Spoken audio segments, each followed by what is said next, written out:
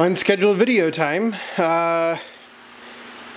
Mowing with the 455 today, or a family member was, and the deck shut off, and that's mostly just a safety feature.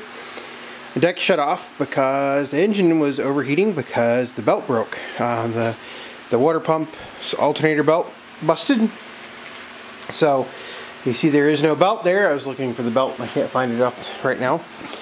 So anyway, got to take the deck off. Yeah. Ooh, I am tired.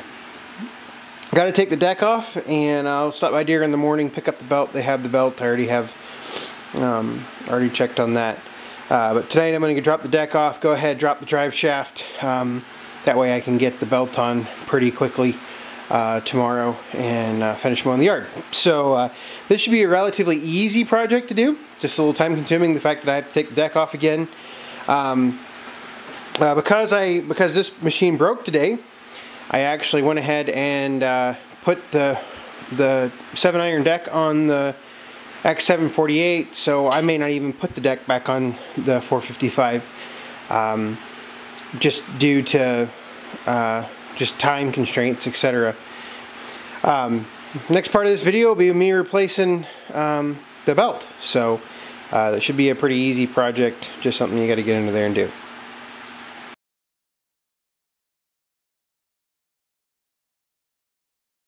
Alright, so we're going to replace the fan belt here in the 455.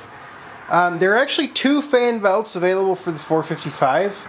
I have for some reason, I picked up the one that's most common. Dealer had 3 of them. Did not fit. It was a little too short. This one, on the other hand, M41985, I've actually already put it on and tried it out just to make sure, because I already did this video once and it didn't fit. So this belt works on my machine.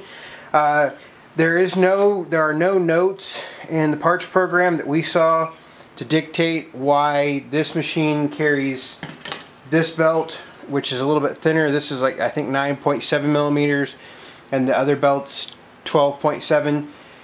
I think they're the same length, but this belt fits down the grooves better than the other belt. So to install these belts, I have disconnected the drive shaft from the belt pulley, or from the pulley, the main crankshaft pulley on the engine. That is just 3 bolts.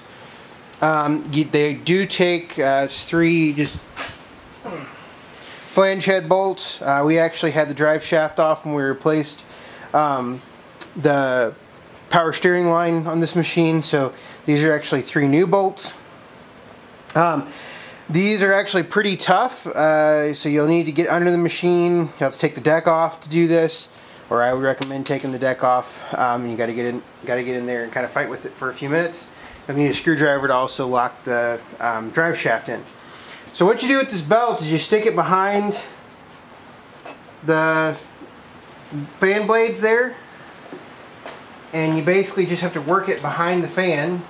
Just a matter of bending each fan blade out as you go around, and eventually, once you've gone around all the fan blades, you can it'll just drop down in there. Just one more to go, just like that. So now it's in here, so that's pretty simple. What I'm going to do is I'm going to reposition the camera on the other side of the machine so you can see the 3 pulleys that I need to go over. Alright, there are 3 pulleys that this belt has to go around. The alternator right here. Your alternator may look a little different depending on if you have the 40 amp or the 20 amp version. This is the 20 amp version, so it's going to be black. The 40 amp version is going to be a little bit larger. It's going to look like they do on, say, the X748, things like that. You have your crankshaft pulley down here. Hopefully you can see the end of the screwdriver. It's basically on the crankshaft of the engine.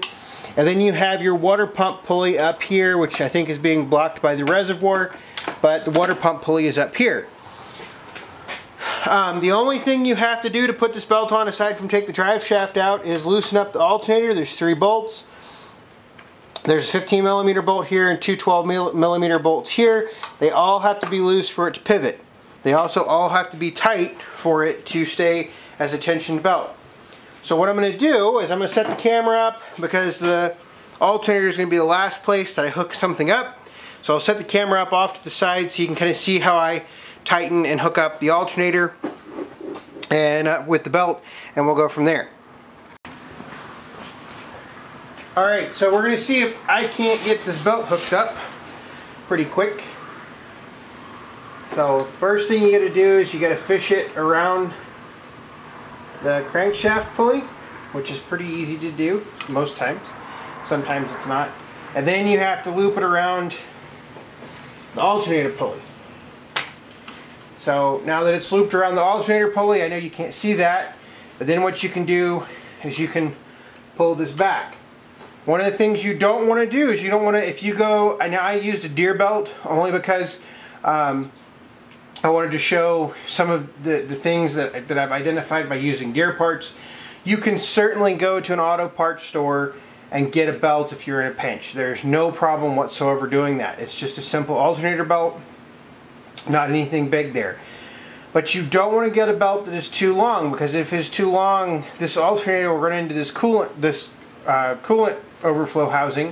If it runs into the coolant overflow housing, then you've got some major problems. So what I'm going to do is I'm actually going to take and I'm going to hand tighten these bolts here, since I've got them pretty loose. At least get them started, that way I'm not sitting here wrenching on them forever. You know, there's not necessarily, I'm sure there's a rule of tightness in the book somewhere.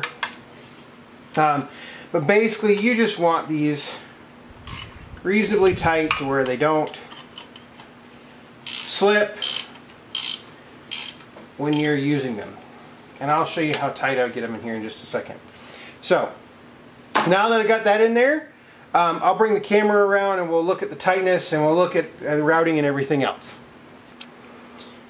Alright, so I can't necessarily, I tried to get the camera in there to show how tight the belt was and everything, and I just cannot zoom in and get it to focus. Benefits or the negatives of trying to use this particular camera. This is a Canon, what is it, a i5, something like that, whatever.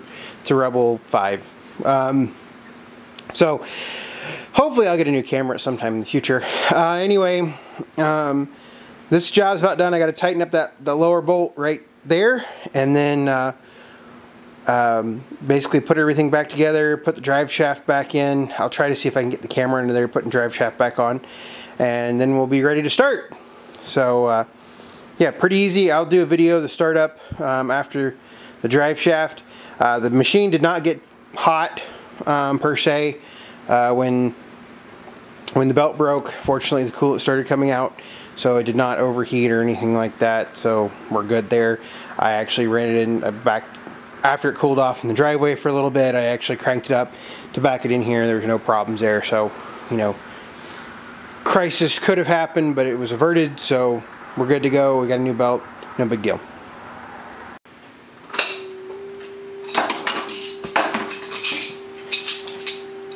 See how she cranks.